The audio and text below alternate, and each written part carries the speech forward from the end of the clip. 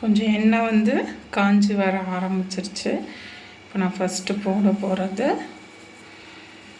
செம்பருத்தி இலையை வந்து போட்டுக்கலாம். சரி, செம்பருத்தி பூவை வந்து போட்டுக்கலாம்.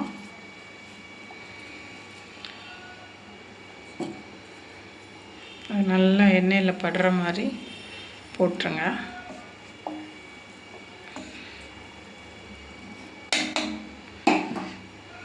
அதுக்கப்புறம் இதுதான் ஃபஸ்ட்டு போடணும், அதுதான் செகண்ட் போடணுங்கிறதுலாம் கிடையாதுங்க. சரிங்களா?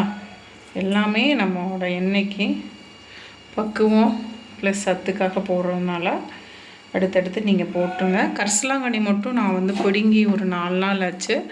ஏன்னா நம்ம இடத்துல கிடைக்காதனால இன்னொருத்தவங்ககிட்ட ஹெல்ப் கேட்டு அதை வந்து எனக்கு பறித்து கொடுங்க அப்படின்னு சொல்லியிருந்தேன். ஸோ அதனால் அதை அவங்க பறித்து கொடுத்தாங்க. ரெண்டும் நல்லா மிக்ஸ் ஆகட்டும். நானுமே இது ஃபஸ்ட் டைம் தாங்க, ரொம்ப எக்ஸ்பீரியன்ஸ்லாம் கிடையாது. எதுக்குடா நம்மளே ஒரு ட்ரை பண்ணி பார்க்கலாம். ஆனால் நமக்கு வந்து எனக்கு வந்து ஒரே ஒரு கேர்ள் சைல்டு இருக்காங்க.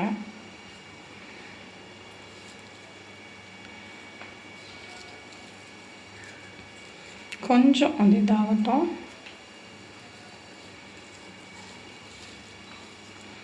அதுக்கப்புறம் செம்பருத்தி இலையை போடுறேன்.